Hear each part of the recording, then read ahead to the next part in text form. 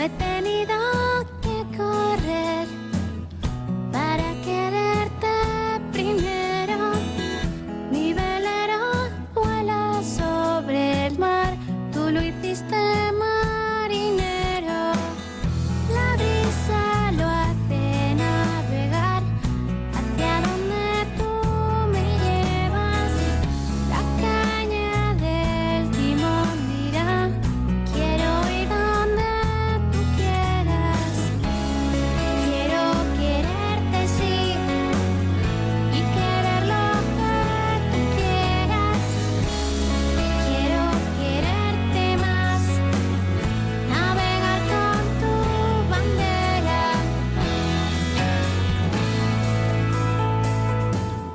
Siento.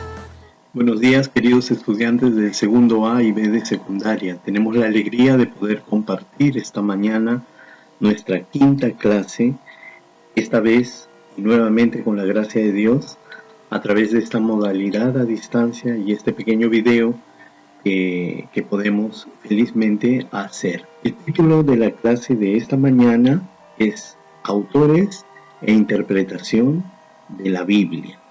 Y vamos a trabajar. Ustedes pueden apoyarse en su texto de manera especial en la página número 30, 31, 32 y 33. Esos son los contenidos que vamos a intentar desarrollar el día de hoy. Ustedes ya han visto la competencia. También les estoy mostrando el desempeño precisado a través del cual ustedes van a utilizar y poder responder y probar su aprendizaje logrado el día de hoy, resolviendo un breve cuestionario online que les enviaré y cuyo enlace estará en el correo que también les mandaba enlace a este video que ahora están viendo. Dicho esto, empecemos apoyándonos en el libro y el título que coloca aquí. Dice: un mensaje de voz y de texto. El título es muy significativo porque quiere decir que Dios nos habla de una manera oral. Cuando dice de voz, quiere decir como la voz que ahora están escuchando en este video que estoy grabando, de manera oral, de manera que podamos escuchar esta afirmación, esto que nos están contando, que nos están diciendo. Un mensaje de voz y por otro lado, un mensaje de texto. Un texto como el texto escolar, un texto como los textos que ustedes tienen en su casa, como estos textos de esta pequeña biblioteca. Muy bien. Allí ya nos están diciendo que la manera como Dios se revela a nosotros es de dos formas. De forma oral, a través de las historias que hemos recibido, a través de la revelación desde épocas ancestrales, desde muchísimos años antes de Cristo, en que habían estos personajes del Antiguo Testamento, Noé, el personaje de Abraham, de Isaac, de Jacob, que son los patriarcas de Israel, los profetas, los jueces, los reyes, y así hasta llegar al Nuevo Testamento con Jesús. Pero veamos que no siempre existió la Biblia. Por lo tanto, Dios ya hablaba a su pueblo a través de los hechos que iban aconteciendo, por ejemplo, como este del diluvio universal o del sacrificio que Dios pidió a Abraham cuando le dijo: ofréceme a tu hijo Isaac. Ese acontecimiento no quedó escrito inmediatamente, tuvieron que pasar muchos años, con toda seguridad tuvieron que pasar hasta siglos para que alguien los pusiera por escrito. Imagínense ustedes que es Moisés quien escribió el libro del Génesis. Y los hechos que se narran en el Génesis ocurrieron muchísimos años después de la aparición de Moisés. ¿Y cómo es que Moisés supo todo eso? Pues él fue recogiendo la tradición oral del pueblo de Israel. Esas historias que vienen de generación en generación y que llegan hasta nuestros días y las puso por escrito, y así tenemos el primer libro de la Biblia, que se llama Génesis. ¿Ven ustedes entonces cómo Dios nos habla con su voz y con texto?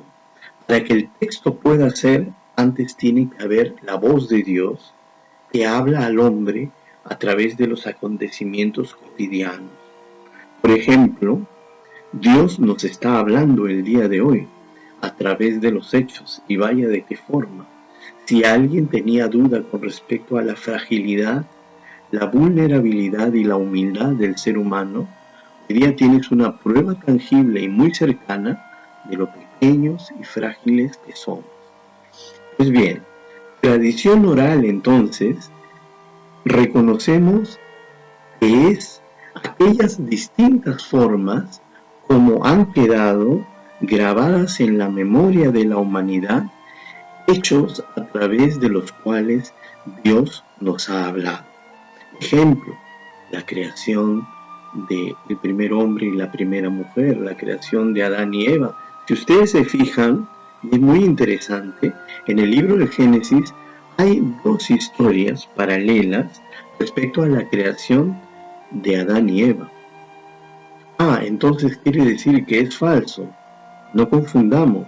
Cuando dice que son dos historias, es porque lo que está escrito en esta narración de la creación de Adán y Eva no es que literalmente es así, sino que Dios, de una forma como una parábola, como un cuento, Dios trata de explicarnos su plan de amor con la humanidad, cómo empezó todo. En esos comienzos podemos descubrir cuál es la intención de Dios para con la humanidad y cómo el plan de Dios se trastocó, se desordenó a causa de la libertad del hombre y la forma como la utilizó mal, ¿no?, para pecar. Por lo tanto, esta tradición oral es la que constituye en buena parte también la palabra de Dios. Y la tradición escrita, que es el texto, ya viene llegando a nuestros días gracias a aquellos que escribieron la Biblia. Entonces aquí viene una segunda parte que tenemos que desarrollar. Dice en el punto 3, un libro de parte de Dios. Y después se hace la pregunta, ¿quién escribió la Biblia? Más precisamente podremos preguntarnos, ¿quién fue autor de la Biblia? Tenemos que saber entonces, chicos, que la Biblia tiene en su creación dos autores. El autor principal es Dios, que inspiró todos los hechos y los dichos que se encuentran allí contenidos en el Antiguo y el Nuevo Testamento, lo que hoy día conocemos como la Biblia.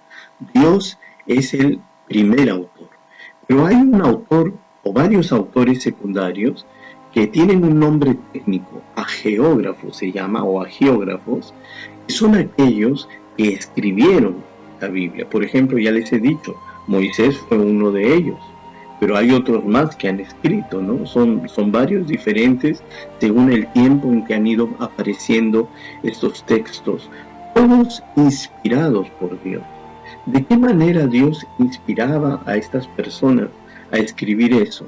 A través del Espíritu Santo, Dios asiste la inteligencia de esas personas y les lleva a escribir estos contenidos que hacen parte de la revelación, sin suprimir en estas personas su temperamento, su manera de ser, aquello que les tocaba vivir, etc.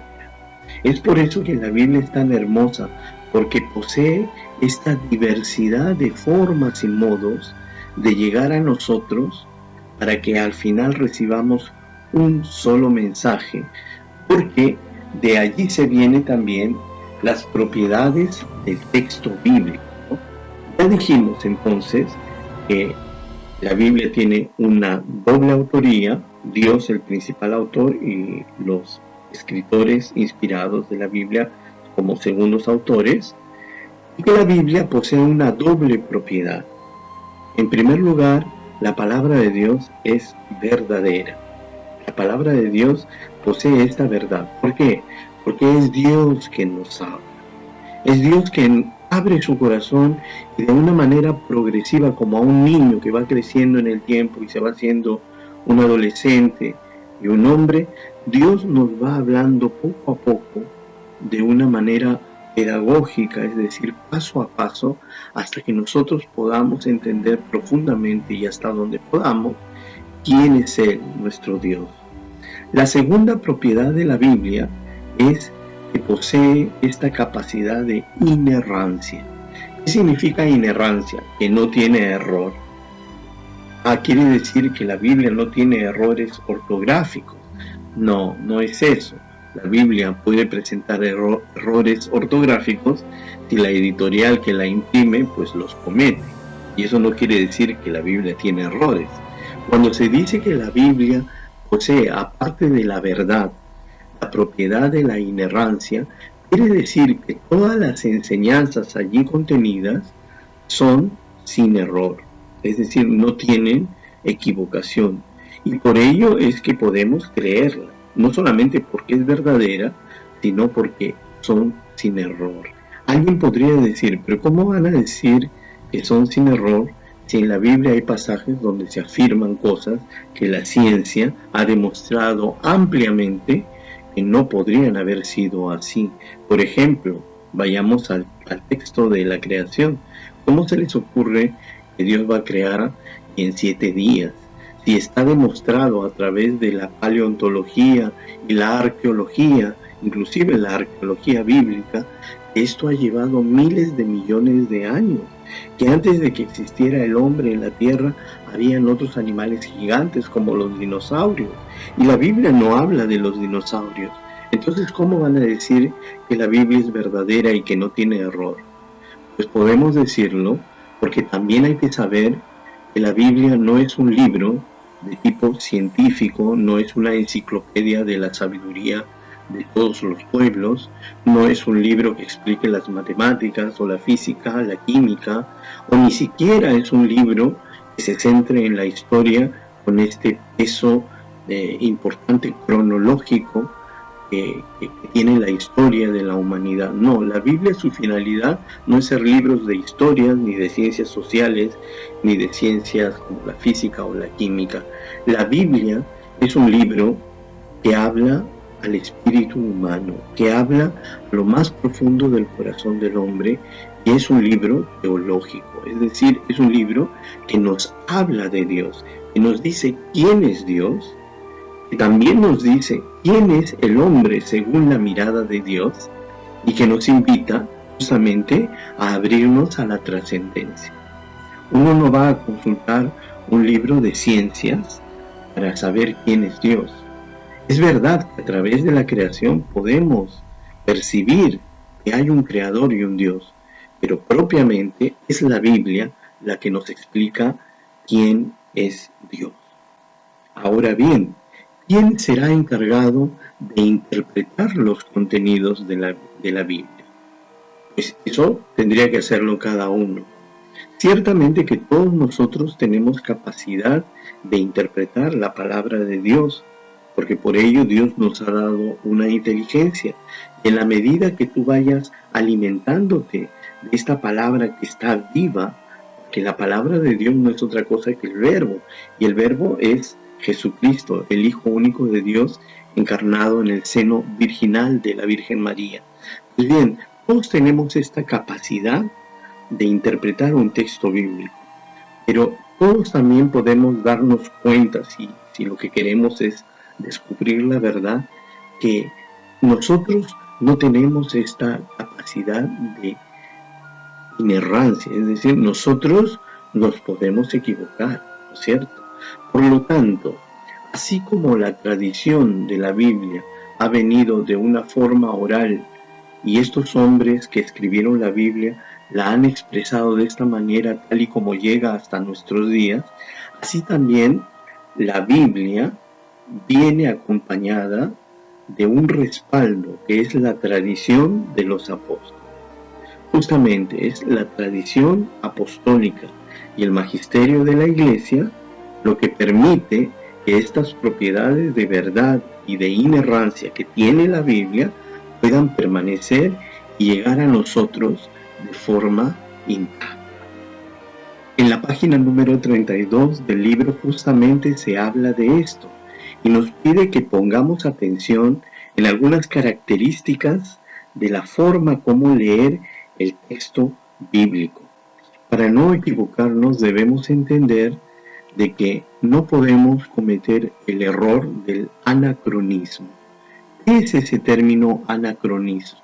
¿Qué es el anacronismo? Por ejemplo, si nosotros interpretamos la historia de la llegada de los españoles a América y la forma como este pequeño grupo de extranjeros llegó al Tahuantinsuyo en un momento en que el imperio de los incas estaba dividido, etcétera, etcétera.